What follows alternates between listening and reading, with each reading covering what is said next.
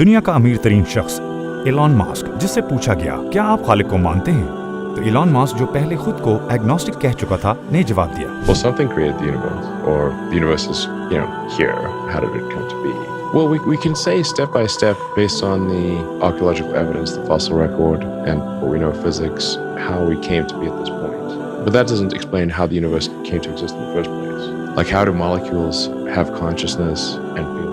بظاہر اس بات نے اسے الجھن میں ڈالا کہ ان میں شعور ہوتا ہے. شعور کا وجود ثابت کرتا ہے کہ مادے سے آگے بھی کچھ ہے جسے ہم میٹا فزکس کہتے ہیں. میٹا فزکس کی اصطلاح کو ملحد اور اگناسٹکس دونوں تسلیم نہیں کرنا چاہتے. اگر وہ میٹا فزکس کو تسلیم کر لیں تو ان چیزوں کو بھی تسلیم کرنا پڑے گا جنہیں وہ رد کرتے ہیں. ان کے مطابق اگر وہ غیر مادی چیزوں یا میٹا فزکس کا نہ ہونا ثابت کر دیں کہ وہ ہر چیز کی وضاحت مادے سے کر سکتے ہیں، یوں گویا خدا کا وجود ثابت نہیں ہوگا. لیکن جب غیر مادی چیزوں کا وجود ظاہر ہو جائے تو خدا کے وجود کا تصور مزید واضح اور معقول ہو جاتا ہے. اس لیے وہ یہ چیزیں تسلیم نہیں کرنا چاہتے.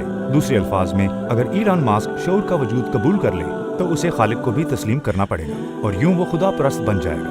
اگرچہ براہ راست مسلمان نہ بنے لیکن خدا پرست ضرور بن جائے گا. دوسری اہم بات جو اس نے کی وہ یہ ہے: How we went from a bunch of hydrogen gas to complex molecules, and then an assemblage of complex molecules like ourselves that can feel and talk and think. So, I mean, just if you leave hydrogen out long enough, it starts talking to itself. That's what happened here.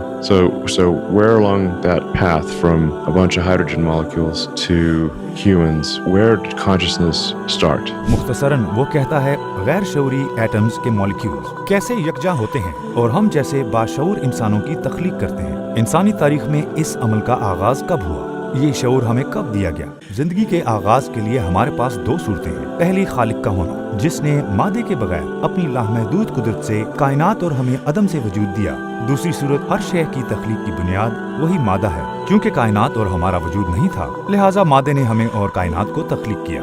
لیکن ایک minute ٹھہریں، مادہ بھی تو موجود نہیں تھا. پھر مادے نے کائنات کو عدم سے وجود کیسے دیا جبکہ وہ موجود ہی نہیں تھا؟ اس کا بھی تو وجود نہیں تھا نا؟ نہیں، عدم وجود کی تخلیق نہیں کر سکتا کیونکہ یہ منطق کے بالکل خلاف ہے. اس کے لیے ایک قادر مطلق اور لافانی ہستی ضروری ہے جو عدم وجود کو وجود میں لائے. کسی لافانی اور قادر مطلق خالق کو شامل کیے بغیر عدم وجود ہمیشہ برقرار رہے گا. اللہ ایلان ماسک کو ایمان سے نوازے. لیکن میں نے مسلمانوں میں ایک مسئلہ دیکھا. ہم میں ایک احساس کمتری ہے جس کا ہمیں علم تک نہیں. جیسے کہ ایلان ماسک کا مسلمان ہونا یا نہ ہونا یہ خیالات لا سکتا ہے کہ ایسا ہوا تو اسلام کی قدر بڑھ جائے گی یا بطور مسلمان ہمارا ایمان مزید مضبوط ہوگا. بھائیو، ہماری ایمانی قوت ہمیں فنکاروں اداکاروں سے نہیں ملتی. ایلان ماسک مسلمان ہو یا نہ ہو کیا فرق پڑتا ہے؟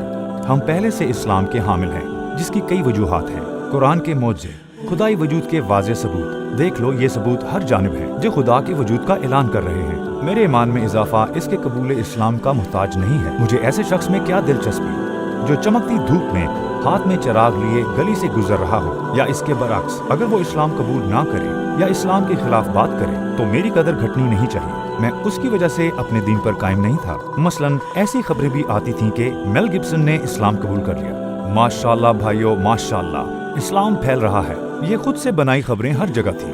بعد میں معلوم ہوا یہ سچ نہیں تھا. اور پھر مایوسی، میل گبسن سے مجھے کیا لینا؟ میں اس کی وجہ سے اپنے ایمان پر قائم نہیں ہوں. بطور مسلمان ہم عام لوگ نہیں ہیں. عام لوگ سوال کیے بغیر پروفیسر کی باتیں مان لیتے ہیں، جبکہ وہی لوگ ایک دکان والے کی بات نہیں سنیں گے خواہ وہ سچ ہی کیوں نہ ہو. تاہم جو لوگ سچ کی تلاش میں ہیں، خواہ وہ کوئی دکاندار ہو یا جاہل جمعدار، اگر کہی گئی بات سچ ہو تو وہ تسلیم کریں گے. ہمیں اپنے دین کی فکر کرنی چاہیے، اپنے ایمان کی. ایسے واقعات سے خوشی ہو سکتی ہے، ٹھیک ہے، مگر یہ اہم نہیں ہے. اللہ ایلان ماسک کو ایمان سے نوازے. اس کی زندگی خلا میں جینے کا فارمولہ پانے سے پہلے ختم ہو جائے گی.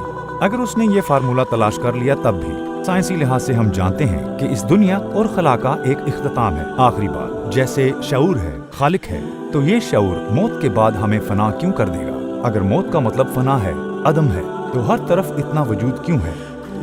حال اگر ایلان ماسک یہ ویڈیو دیکھ رہا ہو تو میں اسے خلا بلکہ اس سے بھی آگے جنت کی تلاش کا مشورہ دیتا ہوں. السلام علیکم ورحمۃ اللہ وبرکاتہ.